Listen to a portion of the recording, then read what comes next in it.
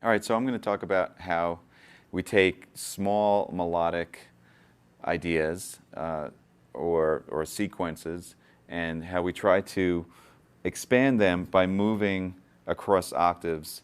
And we're going to focus on not taking it this way, but sort of getting out of that up and down and getting more of a diagonal motion, whether going diagonally this way or diagonal this way, or even just moving up the fretboard this way.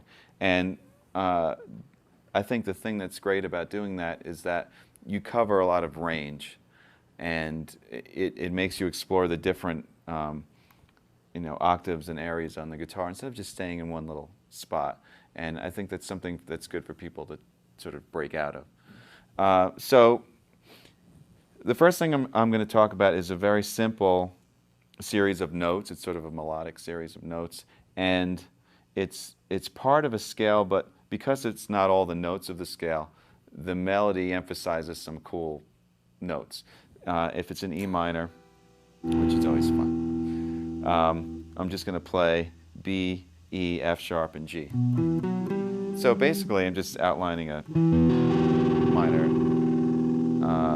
chord with an added ninth. So, that sounds really good against E, and also sounds really good against C as more of a Lydian sound. All right, so very simple to get used to, just 1, 2, 3, 4.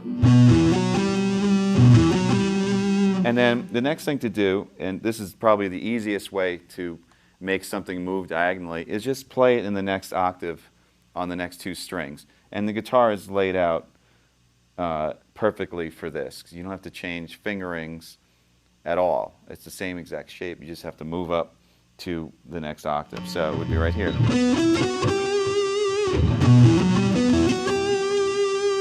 And then finally.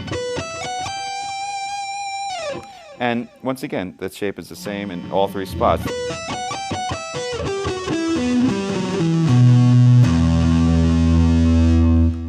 Now, as far as playing it, there's a couple of different things you can do. You can use it as sort of a melodic idea or basic areas for melodic ideas. So you might be starting down.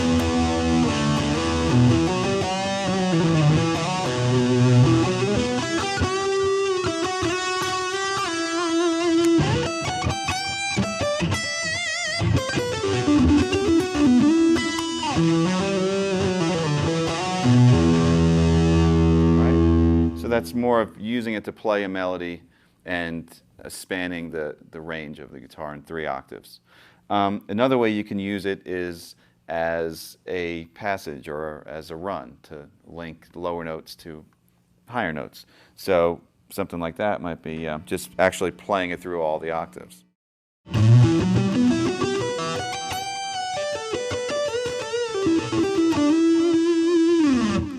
And up on top there, as I bent the F sharp, I was making a reference to the D major chord. And all that stuff, it sounds good to play different chords or to imply different chords over constant roots.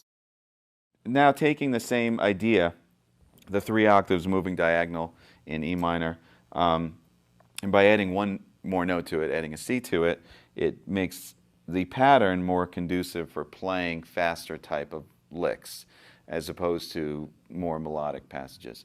So we're going to add a C. And what I would do instead of picking all those notes is I'd come up with a pattern that was involved a little bit of a hammer-on and slide. So more like.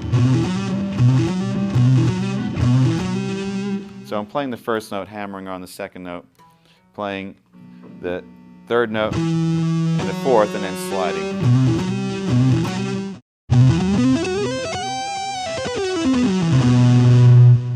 All right, so going back down, it's just the opposite slide.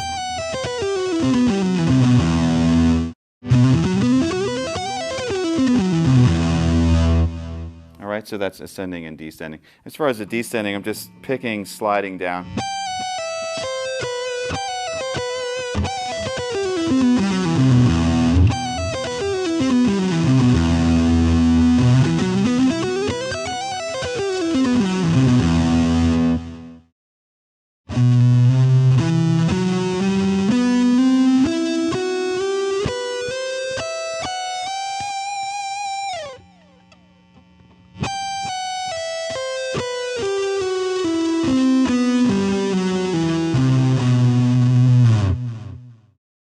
of get like an alternate thing, but with the hammer-on sort of taking the place of some of the picking. Right. So I think you get this sort of skipping feeling.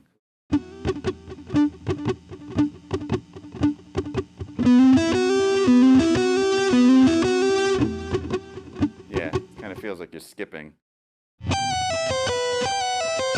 Same thing. So it's like...